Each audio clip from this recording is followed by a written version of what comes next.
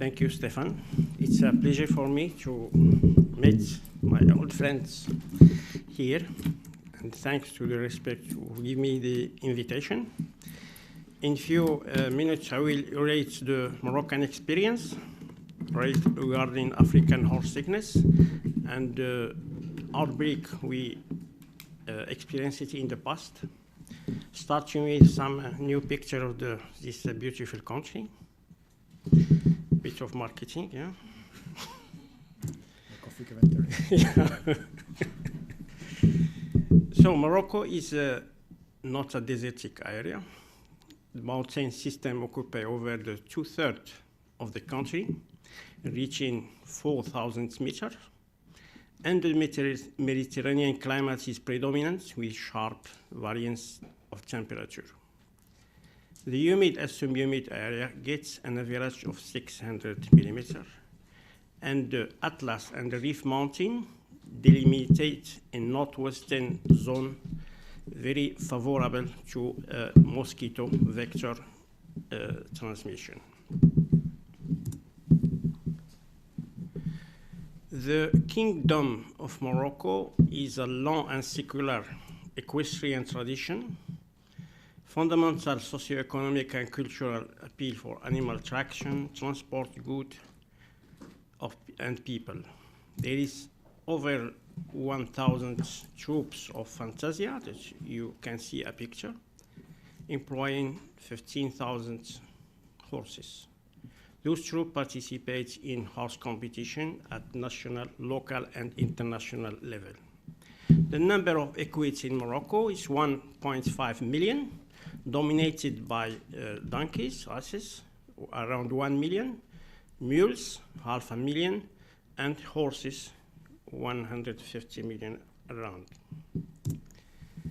African horse sickness is a notifiable disease for years, according to law, and there is around 300 vets working in the field for epidemiological surveillance ruled by the government, and more than 650 private vets which accredited with government mandate. So vaccination campaigns is yearly organized for transitory animal disease in Morocco, taken in charge by the government. Our first experience with African horse sickness, registered in 1966, due to serotype 9. The virus spread north from Morocco to the neighboring country in North Africa and the Iberian Peninsula. But the socio-economic impact of this outbreak was really disastrous. Around 60,000, that means the 10% of the horses has been lost in this outbreak. This also had been registered difficulties in performing agricultural work and transportation. But interesting to note, this is the first time when the virus crossed the Sahara barrier, which is thousands of kilometers, as you know. The second experience was this when, you know, Morocco and Spain is like a tennis court. We passed them to serotype 9. They revert back with serotype 4 in 1989.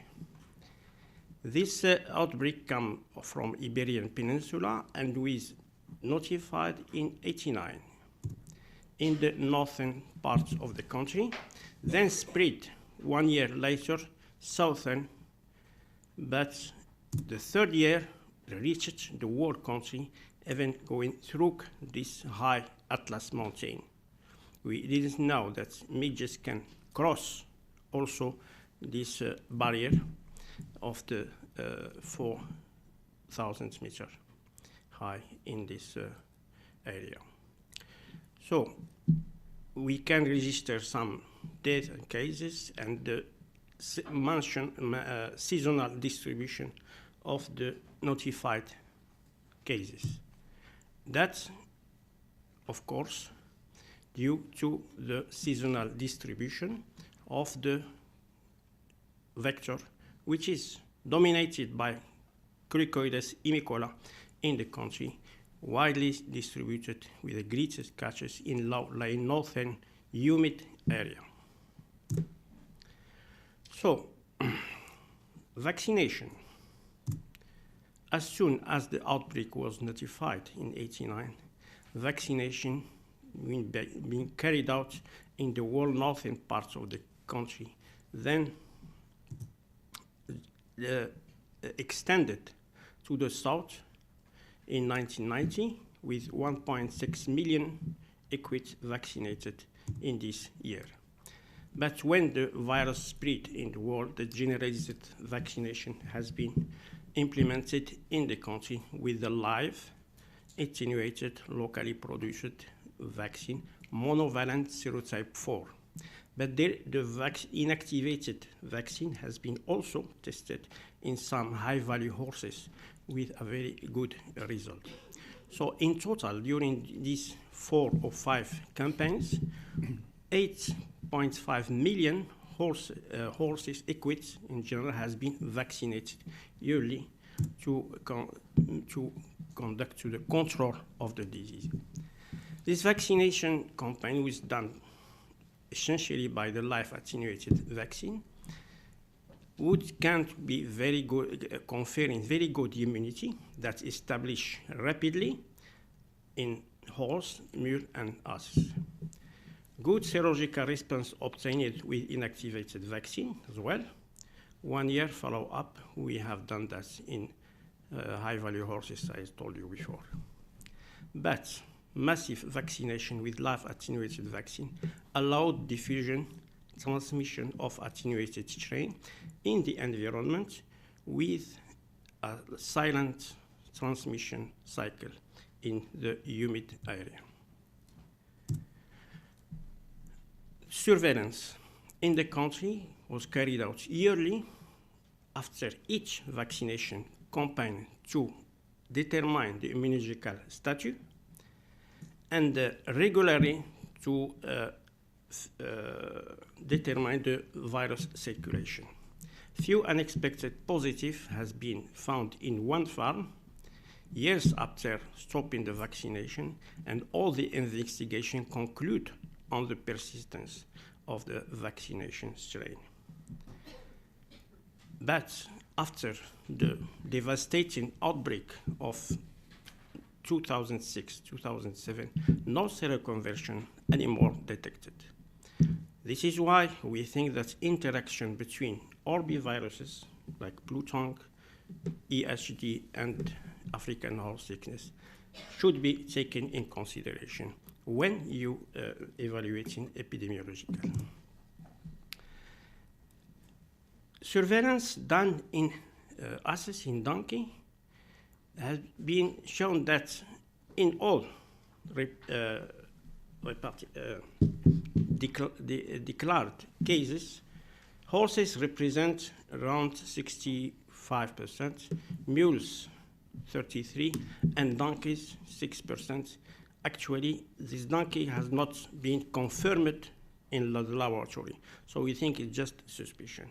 Actually, African or North African donkey are not at all sensitive to African horse sickness. You will see in the vaccination protocol that very low response to vaccination has been registered with donkey when compared to mules and horses. In addition, high percentage of unvaccinated asses, donkey, are suspected to play the role as a reservoir of African horse sickness. In addition, the viremia is very high, very long, taking more than 35 days. Regarding laboratory investigation, this outbreak allowed this implementation of very good laboratory network. We are here to meet again. And we really thanks with Stefan, with Perbright, our friend, and Jose Manuel. We have done a very good job, very good work published number of articles, and we determine very key points for the African horse sickness surveillance in donkey, mules, reproducing the disease in horses, trying to reproduce in donkeys with immunodepressive drugs, and all data has been published in Archive of Virology and other OIE manual. Not the manual, but the Revue Scientifique. So the current statute of Morocco, thanks to these efforts, last cases in 91, last vaccination in 94, recent general survey, no evidence of any circulation, reestablishment of animal movements with Europe, with United States, and recognizing the free statute by the OIE last year. So there is some lessons to learn from this epidemic regarding introduction, diagnostic, vaccination, and prevention. Regarding introduction of African horse sickness in a country, as you have seen, it's through midges transported by the wind, principally, and the vector crossed in many times the Saharan virus, EHD and the BTV blue tongue in 2006, and before that African horse sickness in 65. And the virus exchange between Morocco and Iberian Peninsula is so frequent, so they impose a regional strategy for fighting. Diagnostic tool. We think that that's not enough isolate in the world. We should encourage virus isolation from infected in endemic countries to determine the dynamic of the virus circulation in a region and possible reassortment. Update qPCR primers and probes according to this viral circulation, new strains, and limited. We have to say that there is the kits available for serology are limited offer. Regarding the vaccine, live attenuated vaccine who has been used to eradicate in Morocco is really cheap, efficient, easy to produce. However, cross-contamination between serotypes. We were lucky to have only one serotype, but I'm not imagining the situation as Alan talked about. South Africa is not clearly how can we go. But GMP rules and biosecurity measures should be really taken in consideration by the manufacturer to avoid such a contamination.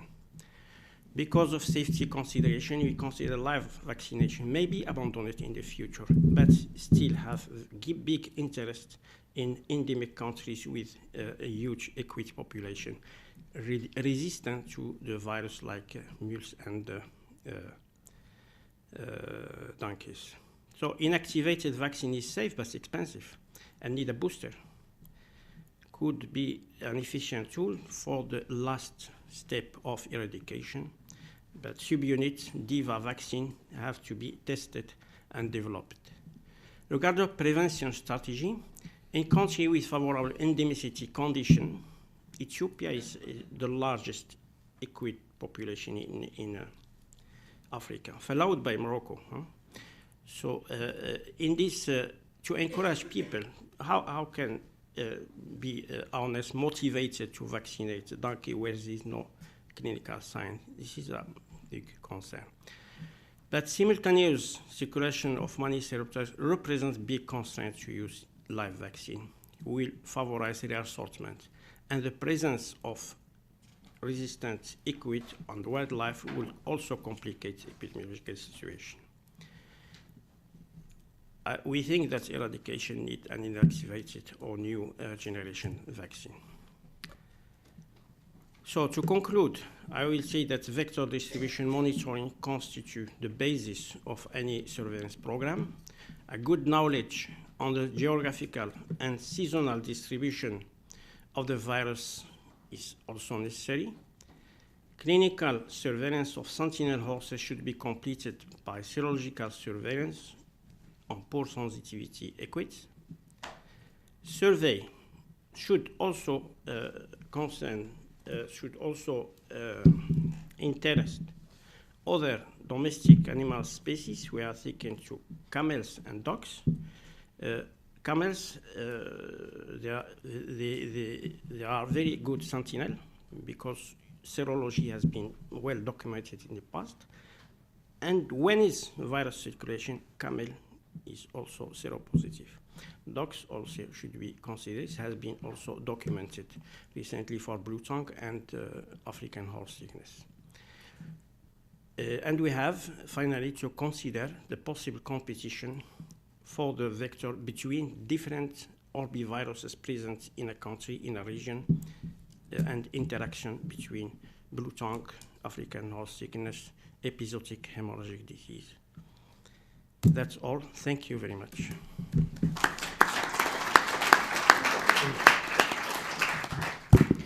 Thank you very much, Mehdi, for this very clear presentation, which really underlines the major point we have to face if African horse sickness would reemerge. Do you have any question to Mehdi Helarak? Yes.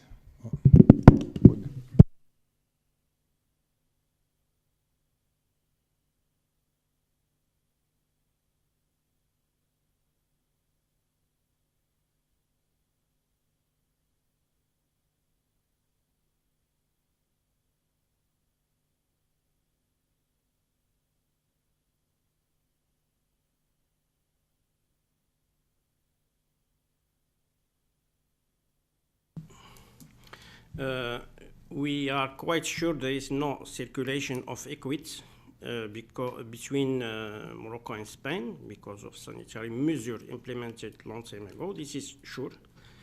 In the desert, equids is very fragile animals.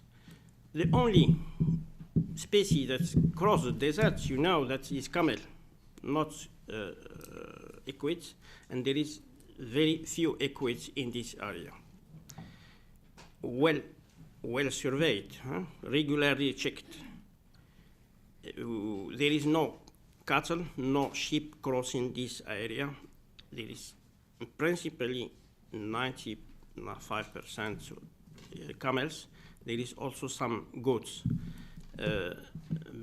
In this, we suspected the camel to play a role as a vector of the disease. If there is seroconversion, there is viremia. Nobody know about viremia in camels. Nobody documented this. But if camel can vehicle the virus between oases in the southern part of the country or in the desert, that's also maybe a possibility. Potentially is possible. But wind can also play a role, as been said before. Another question? We have time for one question, one last question. No? Yes, Alf. Thank you very much for the presentation. Just a short, maybe I missed this point. This circulation of the vaccine virus in the environment, in the vector, this took how long? I mean, it's important for the surveillance, and it's also important for understanding why a horse that has no recorded history of vaccination is possibly seroconverted in an ordinary test that does not distinguish between vaccine virus and the field virus. So for how long is your recommendation to continue this surveillance and also possible testing of horses after an outbreak has been controlled with vaccination? Thank you. Thank you, Alf. This is very interesting point to determine. Nobody know. For the problem, we have to consider many parameters. One is the turnover of the equine population, which is very slow. And second, how intensive your vaccination were. This phenomenon that we have seen in Morocco, it took 10 years. The virus was circulating after 8 years, and maybe 10 years after the stopping of vaccination, but not in the whole country, just in one specific area. 10 years, it's a long time. We cannot imagine how that is being documented recently also in Gambia and in Namibia. Some things like this. We really don't know how long that will depend on how the intensive vaccination will depend on the presence of other orbiviruses and also the presence of naive population. If you vaccinate 100%, you will be sure to eradicate, but it's never the case, you know. The coverage is the problem. And since you have naive population, they are potential candidates to replicate and transmit the virus. But the one good things to say in this case that virulent strains are more able to persist than attenuated strain. And where is a outbreak coming, that will maybe eliminate the attenuated strain. This is inconvenient of the use of live vaccine. We have to consider that this afternoon in the Commission. Thank you, Mehdi. So sorry, but I have to respect the timing. So thank you again, Mehdi. I think we can, thank you very much for your presentation.